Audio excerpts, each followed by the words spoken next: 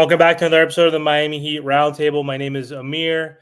On today's episode, we got Trent. You can find him on the Miami Heat Network. We got Martel. You can find him at the Miami Heat Zone podcast. And we have a returning guest joining us for today's episode. We got Ant DiNardo. How's it going, man? Oh, man, it's been a beautiful summer. Listen, no Heat news for once, no rumors. We're not all wound up about Damian Lillard. That's not going to happen. So we just get to chill and talk about whatever the hell we want to talk about. And I'm excited to do that today. Yeah, thanks for coming back. I don't remember exactly when we last talked, but I think it was during the season. So I don't think we even had a chance to talk after the playoffs. We don't need to get into that. We already know what happened. But my first question for you, Ant, is what's your current outlook for the Miami Heat next season? So we hear all the phrases, we have enough, run it back. Like, we love this team because the front office just came out saying, like, the whole mantra again, if we were healthy last season, we still think we can compete. They still believe in Tyler. Terry was our offseason move last year. So just what's your current outlook on this Miami Heat team? And just how do you think we're going to end up next season? Like, what do you think is a successful season next season? Yeah, some people like to call me a fence rider. I like to say I'm a realist because this is what I like to call the duality of a Heat fan. And this is something I've been spitting for, I guess, a couple off seasons now, right? Because everyone has their agendas and they try to argue their sides. And truthfully, I see both of it because you got the one more pessimistic side. Yes, I'm looking at you, Trent. And there's usually people that say you bring back the same roster, you're going to get the same results, the definition of insanity, blah, blah, blah. And I definitely agree with that. If this Heat team brought back the same roster last year, they finished the same seed in the Eastern Conference. And yes, they're doing it again. I don't care if they brought in some rookies. Very rarely do rookies have a big impact on this team.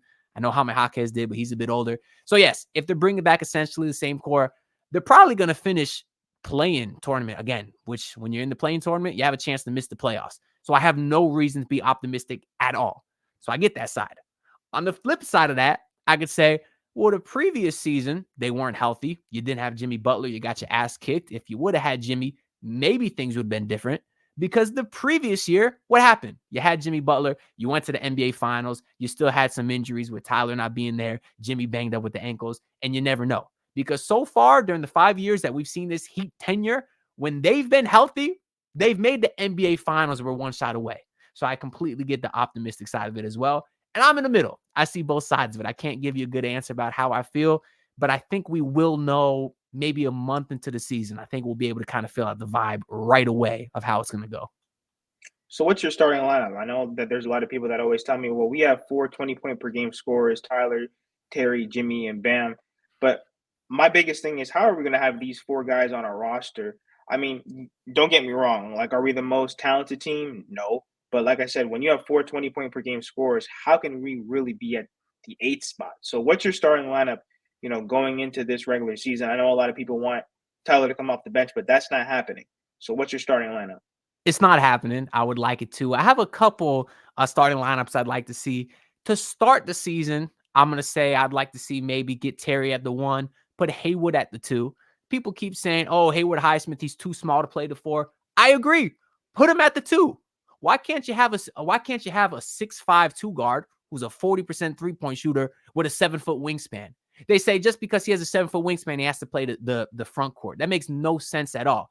Put him at the 2, help make up for some of those defensive inefficiencies that Terry Rozier has. He's a guy that can space the floor.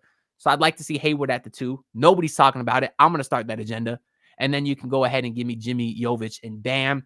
And to end the season, if KEL'EL WARE is looking decent, I want to get some size. Put Jovic at the 2. I think he could play off ball. And I want to see a starting lineup. Call me crazy. But of Terry, Jovic, Jimmy, KEL'EL, and Bam.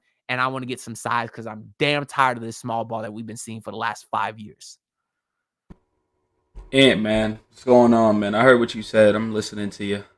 And I'm with you. I said it pointing at you, but don't think I'm disagreeing with you. I feel it. I definitely get it too. Listen. My question is to you, though, and I feel like, this is a little basic question, but I want to kind of hear your opinion on it. What's your opinion? What are we doing with Jimmy? You said in one of your answers to one of them, depends how we start out. If we start out bad, are we going back? We rolling with Jimmy? Because when I asked this, we lost Max Strus for nothing, Caleb for nothing. We're losing a lot of players for nothing. Do I think Jimmy wants to be here? Of course. He says it all the time. But at the end of the day, this is a business that needs to be run properly. And, we can go back in the day and talk about some other players too that just didn't work out for us. But, for your opinion, do we give Jimmy that extension? Do we keep him? Do we trade him? What are we doing with Jimmy? Because he's coming off injury, he's aging, and he wants a little bit more money. When you already have Terry and Tyler are getting paid much money, you got Bam on an extension and all that crazy stuff. And we all know with the new aprons, it's tough to make moves. Yeah, so obviously what I would like to see happen and what I think they're going to do is two completely different things. I don't think they let Jimmy walk. I think they do ultimately end up paying him. Said the same thing about D-Wade. That obviously wasn't the case, but I don't think they want a repeat of that because they spent 4 years trying to fix that with the whole Heat family campaign that was stupid from the jump. So I do think they end up paying Jimmy. Me personally, I didn't want to give him the extension this offseason because I at least want to see how the season plays out before giving him his money. I said the same thing about Tua. There's no reason to pay him now. You have him under contract for a whole other year. And people keep saying, oh, Jimmy's in a contract year. He's going to ball out. Not really. I mean, he still has a player option for the season after next. People are kind of forgetting about that. So if he wanted to coast this year and then just opt into money the next year, he could do that himself. But either way, I don't think he will. I think he's going to actually try the season. And then I would, pay him accordingly if he does show that he still has a lot left in the tank. I know a lot of people were concerned about not giving him the extension immediately because they say he's a diva and he could get annoyed and want to walk. I don't think that's the case. I mean, look at what Jimmy has said about the front office and coaching staff at all his other spots. He publicly called out the young core in Chicago and that coaching staff. He hated Fred Hoiberg. That was well, publicized. Go to Minnesota. We know what the hell happened with Minnesota in that practice and the way he stormed out and talked to Rachel Nichols.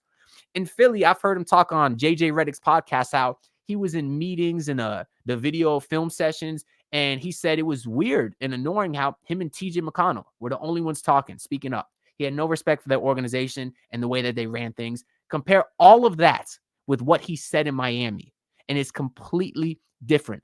I think the fact that Pat Riley called him out publicly helped Jimmy's case to want to stay here because Jimmy's a dog who wants people to confront him if they have a problem with him. And that's exactly what Pat Riley does. I think Jimmy knows he was on some BS last year. He's not stupid. I think he knows that he was coasting. And I think he wants to kind of reprimand that by going into this next season and earning the contract that he's looking for. So yeah, but how do we make Tyler and Terry work then? You know what I mean? Because I know that, we could talk about Jimmy too, but we also have Tyler and Terry where they're not the best defenders and we have two guys that need the ball in their hand. So how do we make Tyler and Terry work? That's a completely different discussion that I'll say this at the time. I like the Terry acquisition. I said that if they do that, they need to make another move because Terry alone is not enough. They didn't make another move, but whatever you're here now, still not the end of the world because I still think if things go south, Terry is still good enough to get you back a first round pick. So you're kind of at a net, nothing there. You're not a net loss. But the easy answer short term is just to have Tyler come off the bench. I think Terry's a better point guard. He was like top 6 in the league in pick and roll passes, something that we're going to need with guys like Bam Adebayo and KEL'EL WARE. I think Terry is the better playmaker at this point. Let Tyler Herro come off the bench where he won 6th Man of the Year and played the best basketball of his career. This Heat team will need some bench scoring off the bench. I mean, you got Duncan Robinson, you got Jaime Jaquez, but obviously Tyler Herro is the guy that you can say, here's the ball, go get us a bucket. And every team can use one of those Lou Will type players. I think that's what Tyler Herro is. That's why I've been clamoring for him to come off the bench for 2 seasons now. So my main thing is, and I think the whole panel is, we want to win a championship, right? So all this injuries, if we're healthy, cool. Just say now we're all healthy and everybody else is healthy in the league, which is never going to be the case. But let's just go with that. Everybody healthy. Are we beating Boston? Yeah, I do. See, that's the thing. That's why I sit here and say that I could see them being an 8th seed again. But look at the facts, Trent. I mean, go back to go to 2020, first year to Jimmy build. They bust that ass. Go to 2021, shortest offseason ever. They get their ass kicked by the Bucks. We know how that goes. Go to 2022. They are 1 shot away from beating the Boston Celtics, and that's with an ailing PJ Tucker. That's with the Tyler Herro who just came back, although he wasn't healthy. That's with the refs calling Max Strus out of bounds when he wasn't. So they should have beat them that year. You go to the next year, 2023, they beat them. And then obviously last year's a wash. You got no Jimmy Butler. So you could call me crazy. I'm looking at history.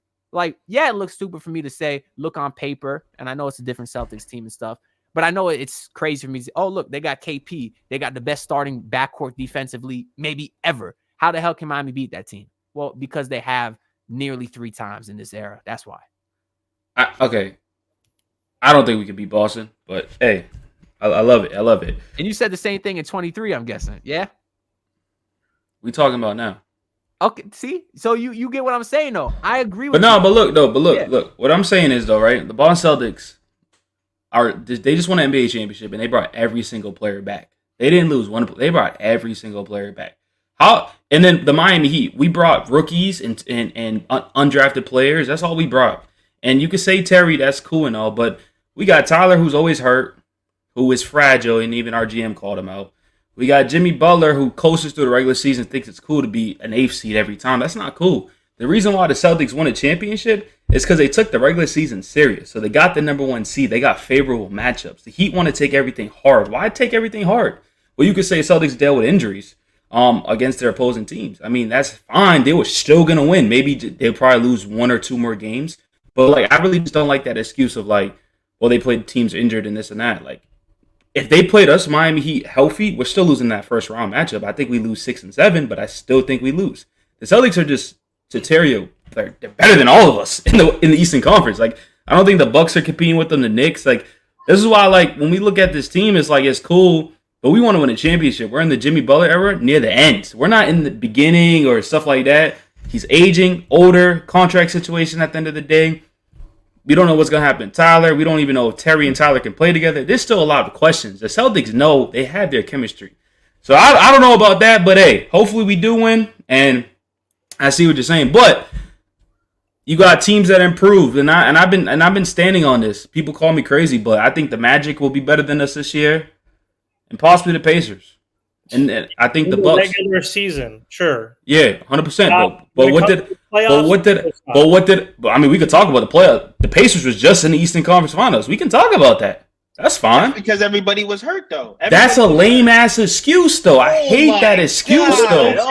Don't say it doesn't I hate that. I hate that. Tyler was hurt. If my the Pacers, I don't use that excuse. Do y'all use? I don't use injuries excuses. When do y'all hear me on the show say if I'm not? I don't. Ernest, Ed, Martell, Amir. That's all y'all. I don't use if. I go out there what we got. I never use an injury excuse because that's how sports are. So you got to go out there what you got. We always injured.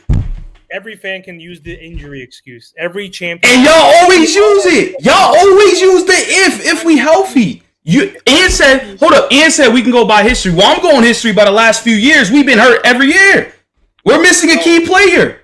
So if we're going history, hold up. If we're going by history, because talk about the Boston Celtics, correct? Yeah. Each year we have been missing a key player every year, correct? Correct or wrong? I just want to hear that. Multiple. Yes, or multiple. Okay then. So that's just how it is, though. It sucks. It sucks. That's just how it is, though. You feel me? Yeah. I'm talking about where the Boston Celtics, every single series they played, their best players were hurt. That's what I mean. And they were still gonna win. They were still, bro. Even Amir knows this. He even said it. Yeah, you're tripping, Martell. Yeah, bro. I'm not saying they wouldn't have won, but all I'm so saying, who cares then? That don't matter then. No, because think about it. Nobody thought that we were gonna beat the Milwaukee Bucks in the first round. Boom, Giannis gets hurt. Bro, we're talking about a whole different team, though, bro. No, all I'm saying is that every single year. This year was a cakewalk. I don't care what anyone said. Did you see Luka? He was wrapped up like a mummy in the finals.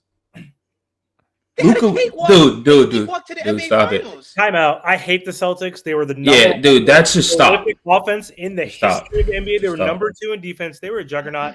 They probably still would have won. Bro, I would have loved to see them play everybody healthy. They played the Pacers in the Eastern Conference Finals. I gotta clarify the Pacers. Okay, hold up. Hey, let me let you go real quick. Hold up. Yeah. They were gonna play the Sixers or Knicks. They were gonna lose to them. If they were gonna lose to the Sixers or Knicks, like the Sixers can't even get out the fucking second round, and the Knicks, their coach plays their starters for 45 minutes. Their depth is gone. They're gonna be gassed out. So the Celtics had to wait the whole playoffs. It didn't matter if they played the Pacers, the Knicks, the Sixers, Miami. They were gonna win that year. They were that talented. As long as no one got hurt. As long as Tatum. I don't know, like, bro, but that's the thing. Porzingis got hurt, and they still won. Like, what are we doing? He still got hurt, and they still won. And I hate the Celtics. He got hurt in that game 3 against Miami. He didn't play in the second, third round. He came back for like 2 games in the finals. They still won. But fuck the Celtics. On to the next topic. I don't know. F the Celtics, but let Ant talk. I agree, but I'm just saying injuries are part of the game, bro. Yeah, I got to clarify my stance here because you throw me in with Martell and Ernest. No, I'm not with those dudes because let me tell you why. You asked me if the Heat would beat the Celtics. You did not ask me if I think the Heat win the championship. Well, I was getting to that. Okay, well, I'll get into that a little bit because me saying the Heat is going to beat the Celtics, that is a high majority because I think the Celtics are fraudulent. I think Jason Tatum is soft as hell. I don't trust Kristaps Porzingis. I do. I think he's soft as hell. He is fraudulent. I don't trust Kristaps Porzingis to stay healthy. That team has no bench whatsoever. They're relying on a bunch of white dudes that can only last for so long. That's me saying they're fraudulent. If you ask me if I think the Heat are going to win a championship, hell no, because they can't stay healthy. That's why I thought they had a terrible offseason this year, a terrible offseason last year, because the front office keeps saying, if only we're healthy. How many damn years in a row are you going to say that? I go based off history. That's why you brought up a great point, Trent. Every single year, a key guy is hurt. Why would I think that's going to be any different? So who do I think they got a bigger chance of losing to? It's not the Celtics. The Knicks terrify me. Both OG Anunoby and Mikal Bridges consistently give Jimmy Butler problems more than anybody else in the entire league. And now they're on the same team. Jalen Brunson was unstoppable versus the Miami Heat. I know they lost Isaiah Hartenstein. He was another guy that played very well versus the Heat. But obviously they replenished their roster very well. That team terrifies me. If KEL'EL WARE is not ready to play this season, how the hell are the Heat supposed to compete with a healthy Cavs team with Evan Mobley and Jared Allen? I know those guys two are fraudulent together, and they've been hurt sometimes too. But that's a terrible matchup for the Miami Heat. And then you throw Donovan Mitchell on top of that. You throw an improving Evan Mobley on top of that. You throw a revenge Max Strus on top of that. That team scares me as well. The Orlando Magic, yes, the Heat would probably beat them in a series, but that's not going to be a cakewalk. Going up against the 6'9" guys of Franz Wagner, Paulo Banchero, Wendell Carter Jr., Mo Wagner on the bench, that's not going to be a cakewalk. There's other teams that certainly scare me because the Miami Heat did nothing to fix the issues that they've had for the last 5 seasons. But that being said, the Boston Celtics specifically do not scare me at all because they are fraudulent as hell. So, okay, I love that because people call me crazy when I said the Magic will give the Heat problems this whole season. I actually have a bet on it that the Orlando Magic will actually win the series this year for regular season matchups. I got a bet on that because that's not saying they're better than us. They're just they're just constructed well. They're young, they're talented, they got length and size. You forgot about Jalen Suggs, who turned into a top defensive player in this league. I mean, they're very, very good over there. Paulo Banchero is going to turn into a top 5 player and before KCP. You know it. And KCP. KCP and Suggs. So the Magic are going to be good. I don't think the Pacers. Maybe the Pacers do decline a little bit, but Jonathan Isaac. That's another guy. That's another guy, right? Well. The more size. Yo, Martell making all these faces, dog, bro. I don't like Jonathan Isaac. He can't stay healthy. I don't like Jonathan Isaac. But he's playing a role. He's playing a role. It's not. He's not. They're not telling him to go drop 20. They don't need that. They got Paulo and Franz for that, and they're only going to get better. So this is what I'm saying. This is Silva too. Man, listen, rookies do not play a big factor sometimes. Nah, but he's a solid. Yeah, he's cool. He's cool. Nah, I don't want to hear that because I don't want to hear that. He's cool though. But I doubt, bro. They have mad rookies that played in their first year that was drafted. They didn't even play them. They have too many guards and forwards over there and shit. A lot of these guys probably won't even play. Like Anthony Black never even touched the court. I don't even know if you guys remember him. But anyways, this Miami Heat team, we'll see what we do. But I'm coming in with how I'm just coming in. Let's see what we do. Like I don't know. Like we start 10-10. I want to be surprised. I mean, we all seen the schedule. It starts out fairly easy, to be honest. It really does. But you know what fairly easy means? We lose to Detroit. We lose to Washington. That's why I don't like seeing fairly easy games because we'll lose to those teams. Yeah, you know what happened last year. We had to hit a buzzer beater to beat. 15-20 games exactly how the entire season is going to play out. You'll be able to tell if they bust Detroit's ass, okay, then maybe this team could win 45 plus games. If they struggle to beat those teams like they did last year, remember Cade Cunningham missed a buzzer beater first game of the season, Trust me, we've seen this core long enough to know exactly how the season's going to play out very quickly. What do you think Tyler's going to do this year? I think he's probably going to bitch Number wise. that he's not getting enough shots or something. I don't know. No, number wise, like stats. See, that's a difficult question because we all want to see Bam's kind of take the next leap. I think everyone kind of sees that as the next logical step here. But then I also do buy into the contract Jimmy. I don't like that term because he's not literally, but the contract Jimmy thing, I buy into that a little bit too. And then you obviously supposedly have a healthy Terry Rozier. And Jaime Jaquez, I think, is probably going to be the most improved player. Like if we were going to do postseason awards, probably going to be him. Makes sense because he's the sophomore guy. Just logically, that should happen. But Tyler Herro's been the same player the last couple of seasons. So, right, whatever the hell he did the last couple of seasons, 22, 23 points per game, 25 probably and 4. decent efficiency. But yeah, listen, this Heat team, people think I'm a Tyler Herro hater. This Heat team is a better team with him on the roster.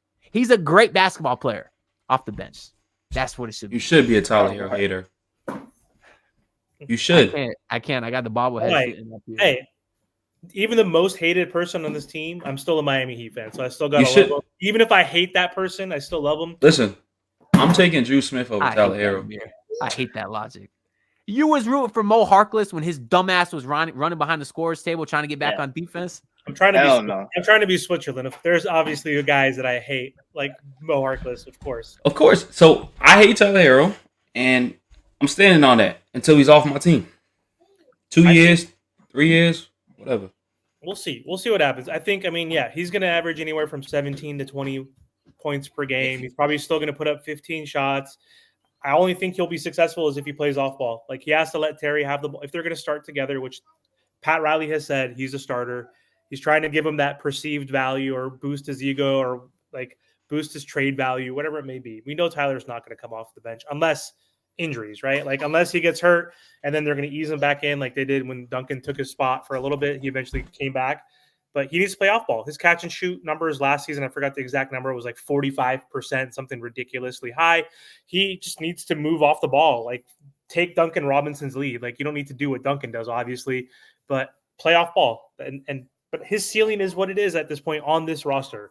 Like within his role, like it is what it is. So we'll see. Just hope he doesn't get hurt. He's going to be inconsistent. He's going to give you 21 night, 13 the next night, 30 the other night. Like he's just going to be inconsistent. That's just who Tyler Herro is. But let me ask you this, Ant, and just everybody else.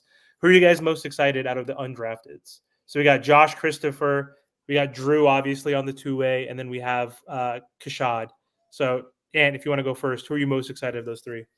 Listen. Make an impact, at least. Not just who you're excited. Who do you think also make the most impact? Listen, if y'all are watching this video here on YouTube, hit screen record real quick because I'm going to tell you something that I've never been more confident about in my entire life. And I want you to save this video and I want you to bookmark it and send it to me in 10 years.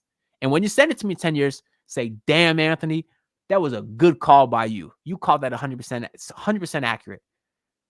Kashad Johnson is not only going to be an amazing basketball player for this team. He's not only going to have a very long and impactful career in the NBA. He's not only going to be better than Caleb Martin, he's going to be an all-star. Kashad Johnson is PJ Tucker with Derrick Jones Jr. athleticism. And when Spo finally lets him run free, the league is not going to know what the hell to do with him. You're talking about a guy that has some handle. Has the potential to be elite corner spot-up shooter. Elite perimeter defender, can guard 1 through 5 because of his size, has hops that can jump out the gym, has a little bit of handle, a little bit of mid-range game, can shoot the post fade, which is the most unguardable shot in basketball. I think Kashad has a chip on his shoulder as an undrafted guy. I don't know if it'll be immediate. I do think he actually gets some run this year. Unlike Josh Christopher, I don't think we see much of him. There is a need for Isaiah Stevens on this team when he eventually does get that last two-way spot. But I do think Kashad plays, but it'll be maybe next year or the year after that. We'll really see his impact. I truly have not been as high on anyone since Hassan Whiteside. Yeah, he definitely reminds me of someone like Andre Iguodala, great two-way player, his athleticism, his defense, the way he's blocking shots in transition. Listen, it's like what you said. As soon as his three-point shot can get to not even like an elite clip, but to a great clip, I really do think if Eric Spoelstra lets him roam, bro, the NBA could be in trouble. Mine would be Isaiah Stevens if he does make the roster, and I say a big if, Ant, because I do think Drew, from talking to him, will be on this team. Some people may not like that, some people do. It is what it is. I'm a Drew Smith fan, okay? Y'all are so biased. Y'all cannot say nothing about Drew Smith no more because now he's your homeboy. And anyway, listen. But Isaiah Stevens, right? If he somehow finds a way on this roster, his playmaking ability stands out to me. I'm not asking for him to be a scorer or anything like that, but we've seen when you have a point guard next to a player like KEL'EL WARE, like example, Luka and Derek Lively, Kyrie and Derek Lively. Derek Lively, if he plays with them for a long, long time, he's gonna be a great center in this league, a great player, just because of the players he has around him. And I could see that with KEL'EL WARE, and Isaiah Stevens already grew connection with him in the summer league. So that's what you want for a future. That he's on Exhibit 10, meaning he's going to be fighting for the training camp battle. We have him till then. We'll see what happens. I don't know. I think the training camp battles are going to be really, really fun. It's something we got to look at because of these two ways. I think Christopher may lock it up, and Johnson, of course, is going to lock it up. But I personally want Johnson on a standard contract whenever we can, because he's going to, like you said, he might be a future All-Star. And I think he brings so much to this team. By the time I did confirm this, by the time his because when you're on a two-way, you have obviously a limited number of days you could be with the team. If he was to play every single game and be with the team since the first game, by the time his contract runs out, his standard deal rate prorated is less than what would put them over the second apron. So they don't have to worry about that. Wait, how much would it be? Like 800,000 or something? Below right $1 million? now, they're I forget how much they are under the second apron. But like I saw Barry Jackson. it's like somewhere in the 1 to 2 range, Yeah, right? but Barry Jackson did confirm that, so they don't really have. If they want to keep him on the roster, in Miami, not in Sioux Falls, for the length of the season, they will be able to convert him to a standard deal, no issues with the second apron. But do you guys think, going forward, do you guys think that we should be playing more through Bam Adebayo? I mean, he is a 20-10 guy, best defender in the NBA, and now he's also shooting the three. I know that we don't really have the roster for him to really, take off so that he can really do the things that he wants to do. But especially going into this season, do you guys think that we should be playing more through Bam Adebayo?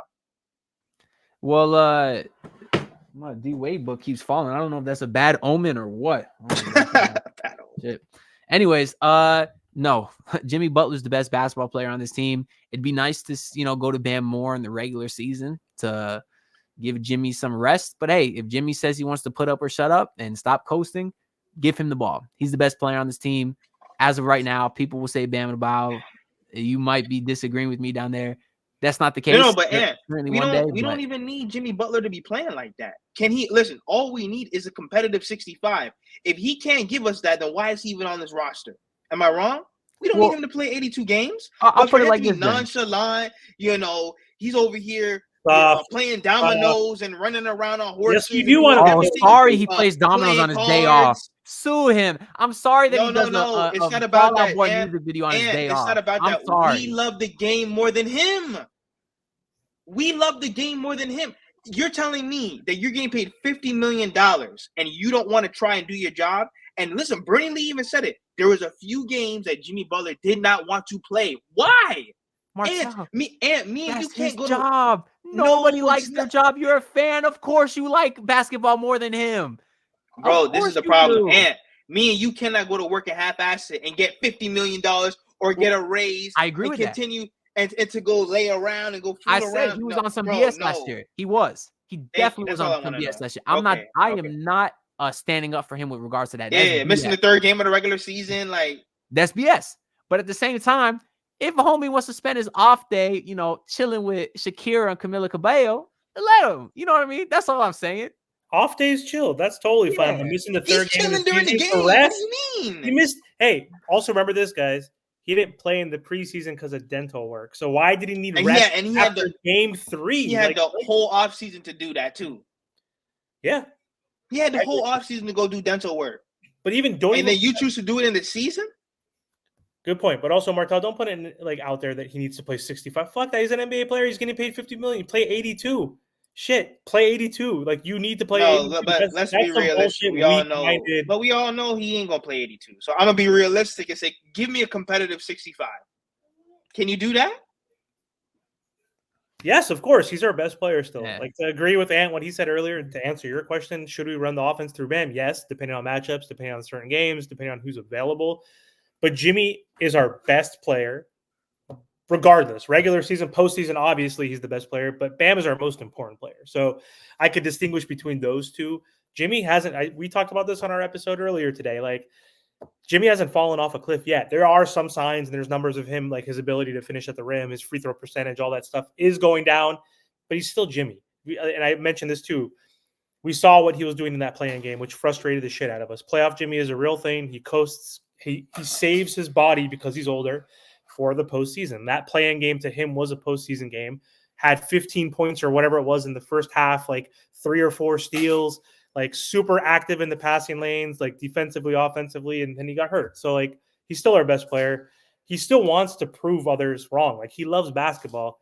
It's just I don't want to use the excuse of Tibbs, but his body, like, doesn't allow him to do what he wants to do on a day-in basis at this age if he wants to have a long and sustainable playoff run, which is the reality, and it's bullshit in my opinion. But he needs to load manage because that's the formula that works for his body. Like, it is what it is. So, And so, like, let's say that we're mid by the trade deadline. What do you do with Jimmy? If we're mid and there's people that are asking for Jimmy and we could possibly get maybe 3 first-round picks and a young player, is that on the table for you? say below mid. We're going to be mid. So say below mid. Say No, just mid. No, just like normal. Just like, regular Miami Heat season. We're up and down, up and down. We're like around the 6-7 spot. What do we do with Jimmy Butler going forward? See, being that where I come from, the other network I'm with, the Basin Sports Network, that's kind of team trade Jimmy hub over there with most of those guys. So, of course, I get into this debate a lot. And it's not even so much a debate because I can say wholeheartedly, undoubtedly, it should not be debatable. The smartest decision is to trade Jimmy Butler. No ifs, ands, or buts about it. I don't think that my heart would allow me to be happy if that happened.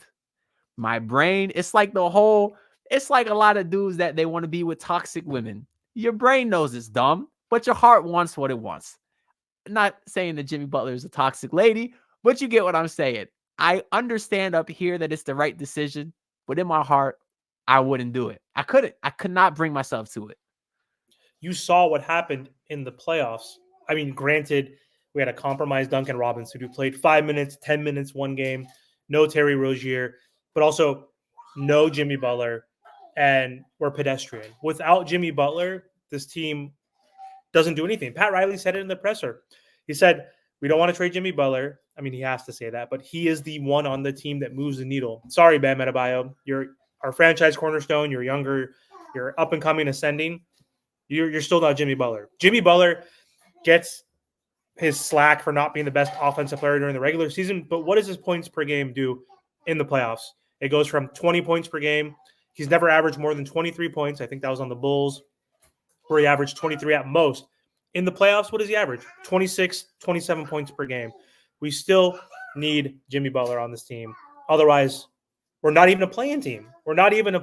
So, isn't that kind of the point, though? Instead of hanging around purgatory, being mediocre, isn't that kind of point to bottom out? That's why I get the logic of doing it. Yeah, Martone and I have said this too. Like, you got to have some bad, sour years for the sweet and the good, and to rebuild. Like, so you would trade Jimmy if they were below mid. If we were mid, yes. Yes, you have to. Okay. No, Amir sounded like he couldn't bring himself to do it. No, but I feel you. What we should do is trade him to the Warriors or whoever. Like, if we can't get Kuminga, whatever, but like, get at least 2 first-round picks and get 2 young players. Get what Joe Cronin theoretically said he wanted, right? I want 2 young Anthony Simons. I mean, not Tyler Herro, but that kind of level. Like, Kuminga's a little bit above that level, but I mean, that would make the most sense in my opinion if we could somehow work with the Warriors logically with our youth injection of like this. We're doing a blended build again, but like, if we're mid, if we're sucking, it makes sense to trade Jimmy, get a Moses Moody and Kuminga and a pick if you can, and then roll with the young guys. Hi, mate. You can keep Tyler then. You can keep Tyler because then it doesn't really work with Jimmy, right? Like we see Tyler and Bam can do the pick and roll. He can throw the lob to him every once in a while. Like Bam obviously is the one who gets Tyler into the lane for his floater. So that duo kind of works. Tyler doesn't work with Jimmy. So I feel you, man. I don't want us to do it, but like as a franchise, if I'm Mickey, you might have to for shitty because this is kind of his expiring contract. You mentioned earlier he has a player option, but we have to trade him because if we keep him in that player option year and we lose him for nothing, right? Like if he re-signs with Miami after next season with Miami, that's a $48 million contract that's not tradable at that point. That's the nightmare scenario, losing it for nothing. You got to avoid that. Keep him, extend him, trade him, whatever. You can't let him walk for nothing. That's the bottom line. Let me ask y'all one more question. I just seen some odds. It came out like a few days ago. That KEL'EL WARE has the 13th best odds to win Rookie of the Year, and I get it that he may not play as much as these other rookies, but don't you think that's a little bit crazy, especially with this class with Alex Sarr can't even hit a fucking layup. You got the dude from the Atlanta Hawks who I don't know how he's gonna play. Like, don't you think that is kind of crazy for him to be 13th best odds? Yeah, because that means 13 guys because there's no one behind him. McCain. Do you think he wins? No, but because of playing time. That's why. Playing time. He's gonna get like what? Nah, he wins 20 minutes a game. But you are right though, Trent. He was the best. He was the best player in summer league, hands down. What do you I'll think? tell you why he's not going to win. It's because he's going to lose to Kashad Johnson. That's why. Come on, guys. What is the prototypical player that Spo fucking loves more than anybody, especially in Kashad Johnson? What's his wingspan? His wingspan's like 6'9", 6'11". Mm-hmm. He's 6'7", right? He's got like a good wingspan. Obviously, he's got the second highest vert in this draft class. Like, dude, that guy in transition. Imagine him coming off the bench with Nico. If Nico's off the bench, because Nico could be like our point forward, running the break in that transition. Like, he's going to be a great lob threat. And Pele, don't forget about his Swedish brother. Like, they have chemistry. They'll be coming off the bench together too. So he knows how they operate and how they play. So.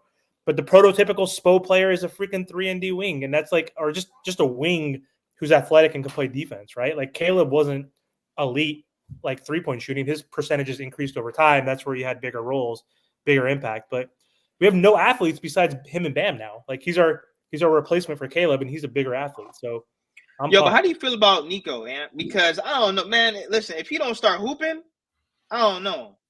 I know he hasn't really played that many games, and I know people are going to tell me to be patient, but I don't know, man. They're kind of playing him out of his normal position because he even said it himself. He's not a big. But how do you feel about Nico and, his overall play style with this Miami Heat crew? Man, I'm going to give y'all a little bit of betting advice here too, I guess, since Trent want to bring up some odds. Last year, Hard Rock did not catch on to Nico at all. They had his PRA at 6.5 for like the entire season. If they don't catch on to start the season, smash that for all y'all watching this. That is free money, not financial advice, just because someone told me I get sued one time if I don't say that. Whatever. Don't really care about that. Anyways, if you look at the jump that Nico had from the start of last season to the end of last season, astronomical. Dude getting DMPs playing in Wisconsin, or when that Jimmy went to see him that one game they were in Milwaukee. Dude was in the G League. Then he goes and he's a starter, playoff starter. The jump is crazy. So if he can improve that much in that short amount of time, I'm very excited to see what he does going into next season. Not to mention that big jump that he had last year, I think is partly due to Slovenia's or Serbia's big run in the World Cup the year before. He has that same sort of experience this year in the playoffs. I think he'll learn a lot. So I do expect a major improvement from him coming into next season. But the thing that kind of gets me most confident about him really is his relationship with Jimmy Butler, especially with young guys. Jimmy Butler will not mess with you if he doesn't like you. And if you do not work hard, he will not like you. And his relationship with Jimmy's relationship with Jovic is like, they're super close. They're like literally brothers. So that alone tells me all I need to know about his work ethic. And for that reason alone, I'm super excited about seeing Jovic coming into this next season. Although if I had to pick, if we had to toss in one of the kids as a sweetener, I probably would toss him over Jaime Jaquez. Obviously, depending on who you get back, the position. But I'm even more high on Jaime Jaquez. I will say that. Yeah, Jaime's our Jimmy replacement, right? If for some reason Jimmy doesn't extend with us and stay with us. But let me ask you this, Ant, before we close. Would you rather have Jovic coming off the bench? Because I think, Martel, to answer your question, I think he's going to improve, but like he's confined within his role as a spot up shooter. Like, because if Jimmy's in a contract year, you got to hopefully assume he's going to try to elevate his offensive game, play more games. He's going to need the ball in his hands. Terry's going to need the ball. Tyler, Bam are going to get up the shots. He's going to be spreading the floor for Bam and Jimmy, right? He will get the transition rebounds and play on the break, but that limits his ability to get more than like 12 or 13 points. What do you think of him coming off the bench, Ant, as our point forward? Because we don't have even a real point guard on this roster. Terry Rozier is the closest thing we have outside of Isaiah Stevens and Drew Smith. But like, I think if, in my opinion, if KEL'EL can get to a point eventually where he starts and Bam is the 4, I'd rather have Jovic coming off the bench with Jaime running that second unit. And I think that is where he can shine, right? Because he needs the ball in his hands, but as a starter, he's not going to have it. So what do you think about that? The problem is, who do you start then? Who do you slide in at the 4?